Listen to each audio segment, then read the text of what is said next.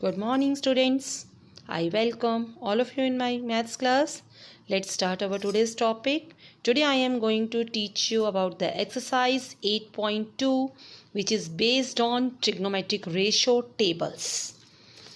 आपने पिछले लेक्चर में मैंने आपको ट्रिग्नोमेट्रिक टेबल बनाना सिखाया है और उम्मीद करती हूँ कि आपने उसे बहुत अच्छे तरीके से बनाया भी होगा। और अगर आपने नहीं बनाया तो आप उसको एक बार जल्दी से बनाकर रखेंगे अपने सामने, ताकि हम उनसे आज वाले सम्स निकालने वाले हैं। जिस तरीके से आप देखेंगे कि मैंने भी एक ट्रिग्नोमेट्रिक टेबल बनाया है, ताकि जब मैं सम्स करूँगी तो ये टेबल मेरे सामने रहेगा और मैं इसकी हेल्प से आज अपने सारे सम्स निकालने वाली हूँ। आज वाले सम्स बहुत इजी हैं और बहुत इंटरेस्टिंग हैं और इम्पॉर्टेंट भी हैं हमारे पेपर्स के रिगार्डिंग। तो आज वाले टॉपिक में से पेपर में भी ज़रूर आने वाले सम्स हैं। तो हम स्टार्ट करते हैं अपना आज का टॉपिक। आप अपनी एनसीईआरटी में पेज नंबर 187 पर एक्सरसाइज 8.2 चेक करेंगे। तो मैं फर्स्ट क्वेश्चन की स्टेटमेंट रीड कर रही हूँ। फर्स्ट क्वेश्चन के हमारे पास यहाँ पर 5 पार्ट्स हैं और हमें पार्ट्स में वैल्यूज़ नज़र आ रही हैं, कहीं साइन थीटा, कहीं कॉस थीटा और कहीं 5 cos square 60 degree plus secant square 30 degree. तो अगर हम इसको ध्यान से देखेंगे तो यहाँ पर ये पर्टिकुलर्स हमारे पास ये सारी वैल्यूज़ हैं, जैसे secant 30, sine 30, cos 30, secant 30, cos 45, sine 30, sine tangent 45। तो हमने इस पूरे फर्स्ट सम में जहाँ पर जोन सा एंगल है उसकी पर्टिकुलर वैल्यू टेबल में से नोट कर हम उस वैल्यू को रखेंगे और अपना सम सॉल्व करेंगे अलजेब्रिकली। तो हमारा आंसर बहुत आराम से निकल जाएगा। इस क्वेश्चन में से आपका थर्ड एंड फोर्थ पार्ट बहुत इंपॉर्टेंट है और रिपीटेडली हमारे पेपर में आता है एग्जाम्स में। तो मैं सारे के सारे पार्ट्स आपको एक्सप्लेन कर रही हूँ, तो आप बड़े ध्यान से देखेंगे। Let's start the first part. आपने ट्रिग्नोमेट्रिक टेबल बहुत अच्छे तरीके से बनाया है, मैंने आपको बनाना सिखाया था। और अगर आपने नहीं बनाया अभी तक तो आप इसका पिछला वीडियो लेक्चर चेक कर वहाँ से बनाने का तरीका सीखेंगे, ताकि आपको ये टेबल लर्न नहीं करना पड़े और आप इसको बहुत इजीली बना सकें। तो हम स्टार्ट करते हैं अपनी आज की एक्सरसाइज 8.2। 8.2 में मैं फर्स्ट पार्ट ले रही हूँ, sine 60 degree plus cos 30 degree plus sine 30 degree cos 60 degree. आप बड़े ध्यान से सुनेंगे, जिसके बीच में कोई साइन नहीं होगा इट मीन्स वहाँ मल्टीप्लाई का साइन है। इसके बीच में कोई साइन नहीं है तो इट मीन्स यहाँ पर किसका साइन है, मल्टीप्लाई का। अब साइन 30 अपने टेबल में से वैल्यू देखेंगे। कैसे देखेंगे, साइन की लाइन में 30 डिग्री को चेक करेंगे तो साइन 30 की वैल्यू कितनी आ जाएगी, साइन 30 की वैल्यू कितनी आ जाएगी, 1/2। साइन 60 साइन की लाइन में 60 डिग्री को चेक करेंगे तो वैल्यू कितनी आएगी, √3/2। कॉस 30 कॉस की लाइन में 30 डिग्री को चेक करेंगे तो वैल्यू कितनी आएगी, √3/2। कॉस 60 कॉस की लाइन में 60 डिग्री को चेक करेंगे तो वैल्यू कितनी आएगी, 1/2। अब ये सारी वैल्यूज़ इसमें पुट करने के बाद अब इसको हम सॉल्व करेंगे। आपको पता है √3 multiplied by √3 3/4, 1 into 1 1, 2 into 2 4, taking LCM 4 + 1, तो मेरा आंसर कितना निकल जाएगा, 1। इसी का सेकंड पार्ट चेक करते हैं।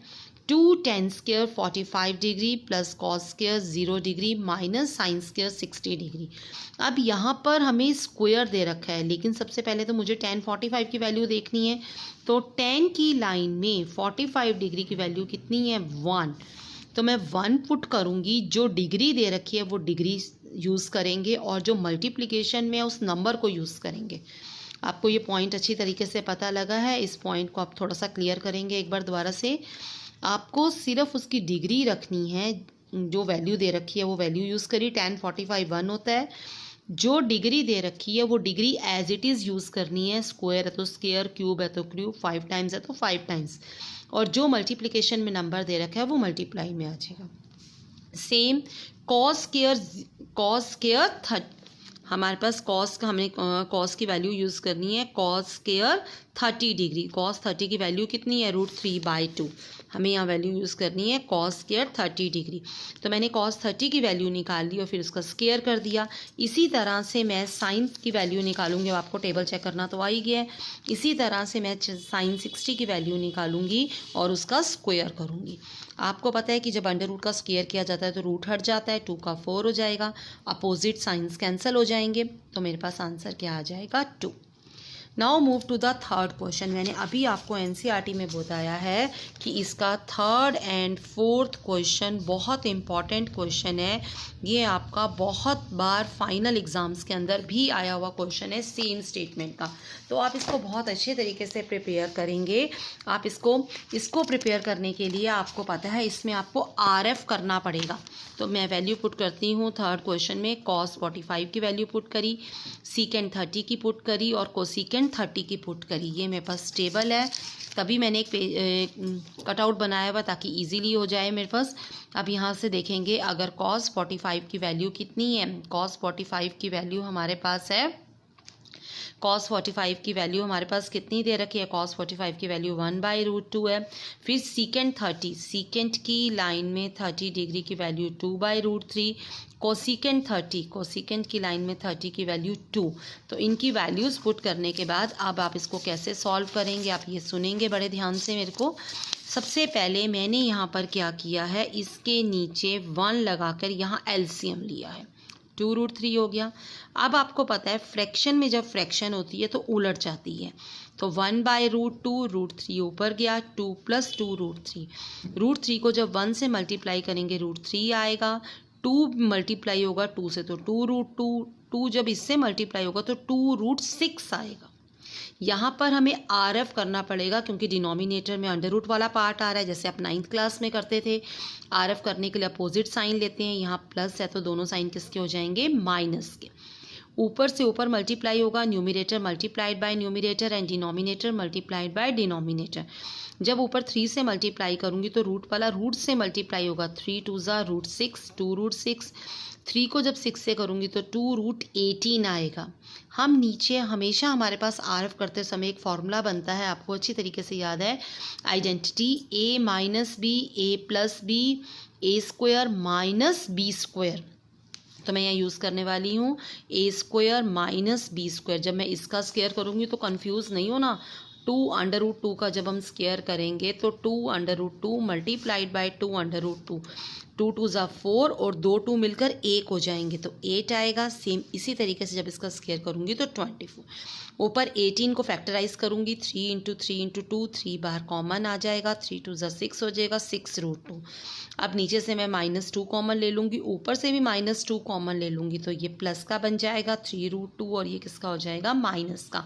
तो मेरे पास आंसर आ जाएगा 3√2 - √6/8। और ये वेरी वेरी इंपॉर्टेंट क्वेश्चन है, आप इसको बहुत अच्छे तरीके से प्रिपेयर करेंगे। Now move to the fourth question. ये वाला क्वेश्चन भी बहुत इंपॉर्टेंट क्वेश्चन है आपके लिए। सिंपल, पहले टेबल से वैल्यू पुट करेंगे। ये मेरे पास टेबल है, आप ध्यान से देखेंगे। यहाँ पे साइन 30 की चाहिए तो यहाँ पे साइन की 30 की वैल्यू कितनी है, 1/2।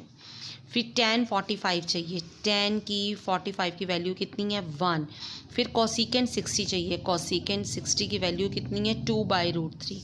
फिर साइन 30 चाहिए, साइन की वैल्यू कितनी है, 1/2। फिर cos 45 चाहिए, cos 45 की वैल्यू क्या है, cos 45 की वैल्यू कितनी है मेरे पास, 1/√। cos 45 की वैल्यू कितनी आ गई, 1/√2। cos 45 की वैल्यू कितनी हो जाएगी हमारे पास, 1/2। यहाँ पर cos 45, यहाँ पर cos 60 है और cot 45 है। यहाँ पर हमारे पास वैल्यू है cos 60, यहाँ की वैल्यू है cos 60। cos 60 की वैल्यू रखेंगे, cos 60 की वैल्यू कितनी है, 1/2। और फिर cot 45 की वैल्यू रखेंगे, कितनी है, 1।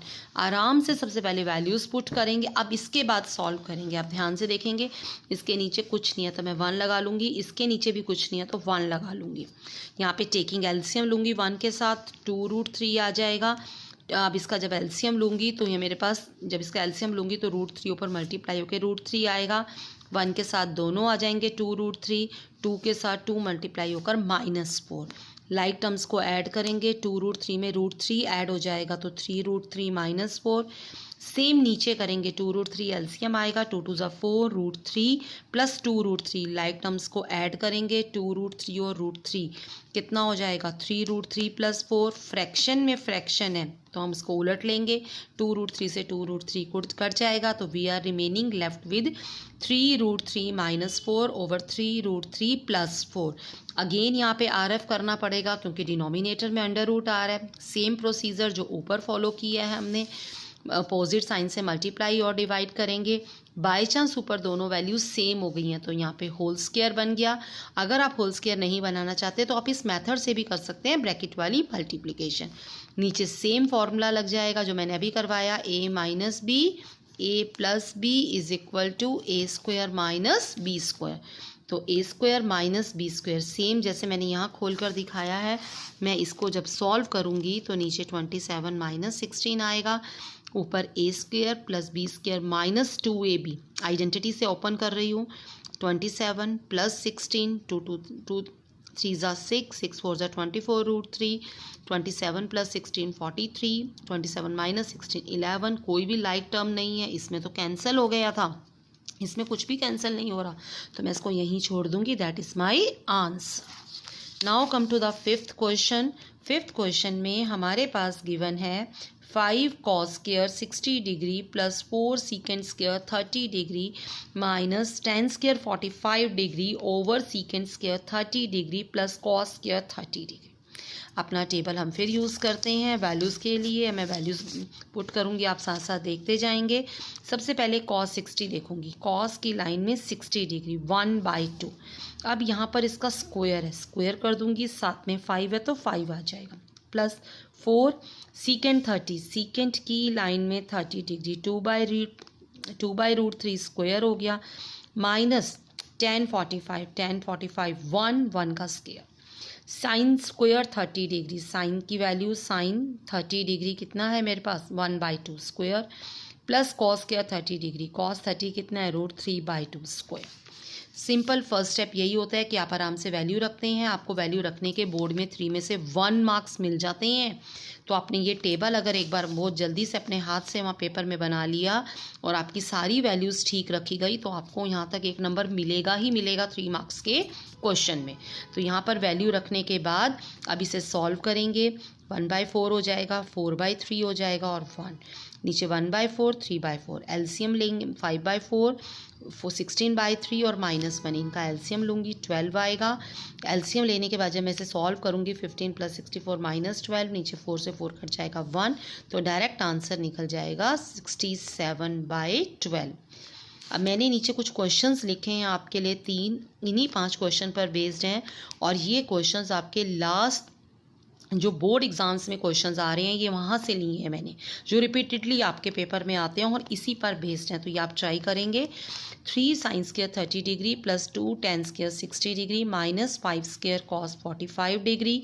सेकेंड है 4 ब्रैकेट के अंदर है sin 4 30° + cos 4 60° - 3 ब्रैकेट के अंदर है cos² 45° - 2 sin² 45।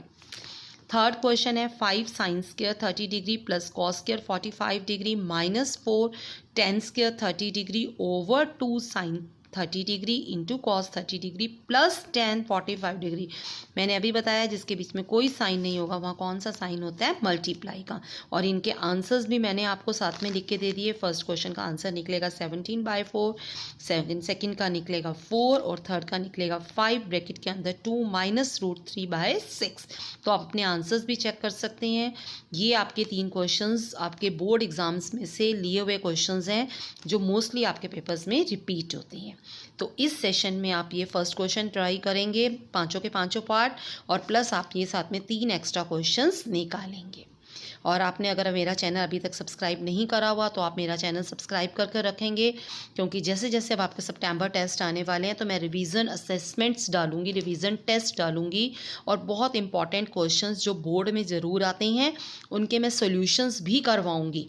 तो आपको डायरेक्ट आपको मेरे चैनल से मिलते रहेंगे।